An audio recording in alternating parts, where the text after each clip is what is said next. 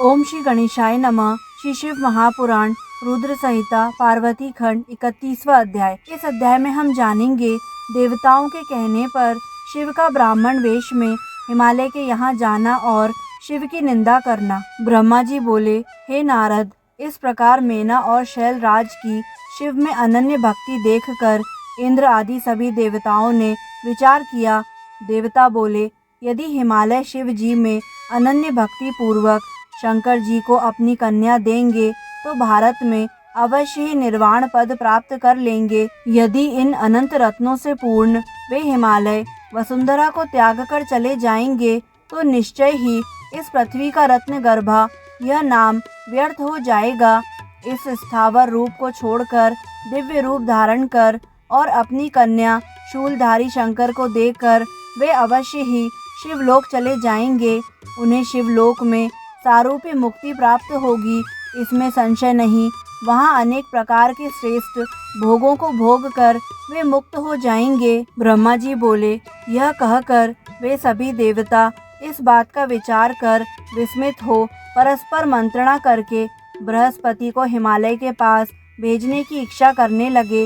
हे नारद, तब इंद्र आदि सभी देवता स्वार्थ साधन की इच्छा से विनम्र होकर प्रीति पूर्वक बृहस्पति के घर गए। वे देवता वहां जाकर बृहस्पति को प्रणाम करके आदर पूर्वक उन गुरु से सारा वृत्तांत कहने लगे। देवता बोले, हे गुरु, आप हम लोगों की कार्य सिद्धि के लिए हिमालय के पास जाइए और वहां जाकर प्रयत्न पूर्वक शिव की निंदा कीजिए।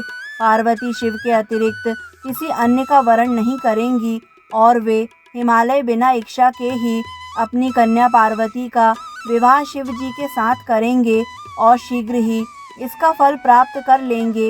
हे गुरु, हम लोगों की इच्छा है कि हिमालय अभी पृथ्वी पर निवास करें, अतः आप अनेक रत्नों को धारण करने वाले उन हिमालय को पृथ्वी पर स्थापित कीजिए। ब्रह्मा जी बोले, देवगणों की यह बात सुनकर बृहस्पति ने अपने कानों पर हाथ रख लिया और शिव जी का नाम स्मरण करते हुए उन्होंने इस बात को स्वीकार नहीं किया। उदार बुद्धि वाले बृहस्पति महादेव जी का स्मरण कर श्रेष्ठ देवताओं को बार बार धिक्कारते हुए कहने लगे। बृहस्पति बोले, हे देवताओं, तुम लोग स्वार्थ साधक और दूसरे के कार्य को विनष्ट करने वाले हो। शंकर जी की निंदा करके मैं निश्चित रूप से नरक चला जाऊंगा। इसलिए आप लोगों में से कोई हिमालय के पास जाकर हिमालय को समझाकर अपना कार्य सिद्ध करें, जिससे वे अनिच्छा पूर्वक अपनी कन्या शिव जी को देकर भारत में निवास करें, क्योंकि भक्ति पूर्वक कन्या देकर वे निश्चित ही मोक्ष प्राप्त कर लेंगे। बाद में सप्तऋषि पर्वतराज को समझाएंगे कि यह पार्वती शिव जी को छोड़कर दूसरे किसी का वरण नहीं करेंगी। अथवा हे देवताओं, आप लोग इंद्र के साथ ब्रह्मलोक को जाएं और अपना सारा वृत्तांत ब्रह्मा जी को बताएं, वे ही आप लोगों का कार्य संपन्न करेंगे। ब्रह्मा जी बोले, यह सुनकर और विचार कर वे सभी देवता मेरी सभा में आए और प्रणाम कर आदर पूर्वक अपना सारा वृत्तांत उन्होंने मुझसे निवेदन किया। हे मुने, तब देवताओं की उस शिव निंदा विषयक बात को सुनकर वेद वक्ता मैं दुखी होकर उन देवताओं से कहने लगा। ब्रह्मा जी बोले, हे वत्सों, मैं शिव जी की दूसरा निंदा नहीं कर सकता हूँ, क्योंकि शिव जी की निंदा संपत्ति का विनाश करने वाली एवं विपत्तियों का कारण है। इसीलिए हे देवताओं, आप लोग कैलाश पर जाएं और शिव को संतुष्ट करें तथा उन्हीं को हिमालय के घर भेजिए।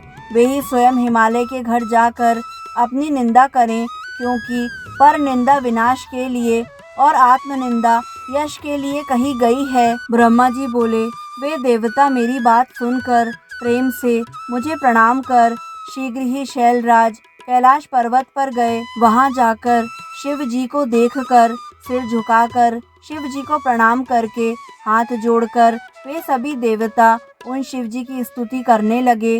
देवता बोले, हे देवदेव, हे महादेव, हे करुणाकर, हे शंकर, हम सब आपकी शरण में हैं, आपको प्रणाम है, हम लोगों पर कृपा कीजिए।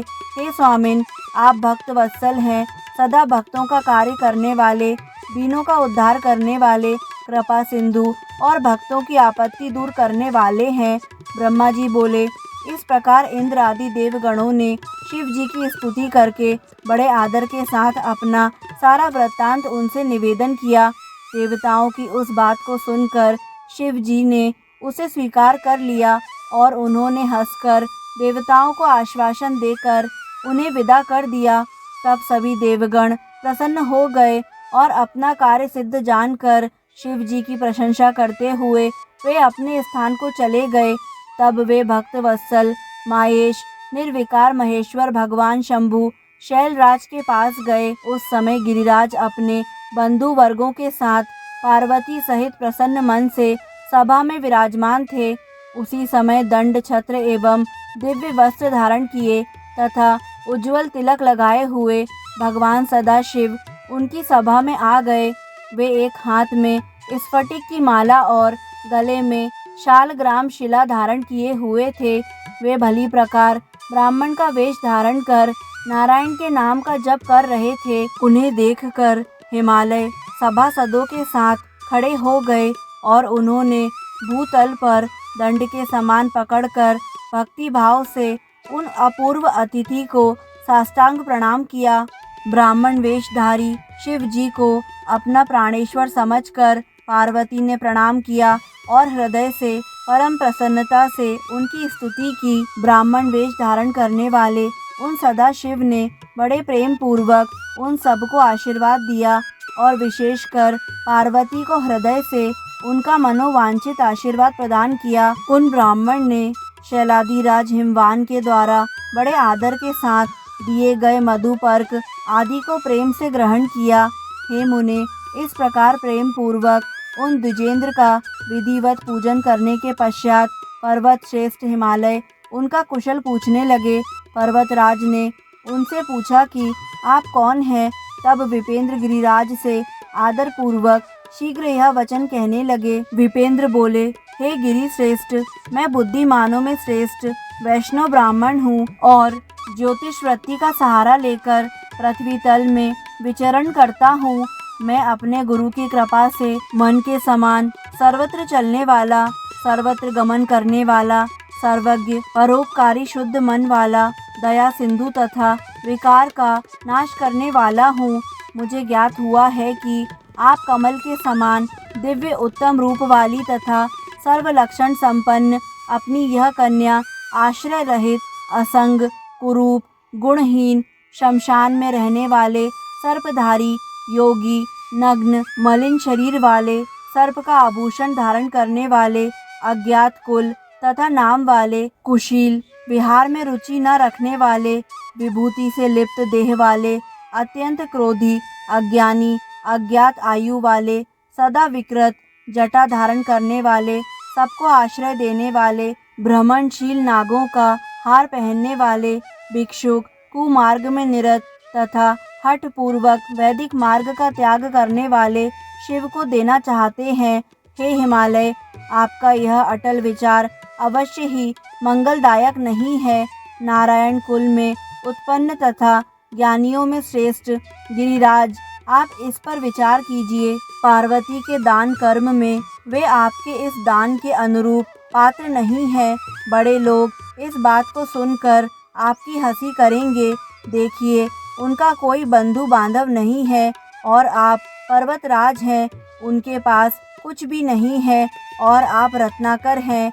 हे शैलाधिराज, आप पार्वती को छोड़कर इस विषय में बांधवों से, मीना से, पुत्रों से और सभी पंडितों से प्रयत्न पूर्वक शीघ्रता से पूछिए। हे गिरि सत्तम, रोगी को सर्वथा औषधि अच्छी नहीं लगती, अपितु महादोष कारक कुपथ्य ही सदा बहुत अच्छा लगता है। ब्रह्मा जी बोले, ऐसा कहकर नाना प्रकार की लीला करने वाले विप्र रूप शिव प्रसन्नता पूर्वक भोजन कर शांत चित्त हो शीघ्र अपने घर चले गए। इस प्रकार श्री शिव महापुराण के अंतर्गत द्वितीय रुद्र संहिता के तृतीय पार्वती खंड में शिव माया वर्णन नामक 31वां अध्याय पूर्ण हुआ। दोस्तों, आगे आने वाले सभी अध्यायों को निरंतर सुनने के लिए हमारे YouTube चैनल आध्यात्मिक कथाएं को लाइक करें, सब्सक्राइब करें और बेल आइकन पर प्रेस करें। धन्यवाद।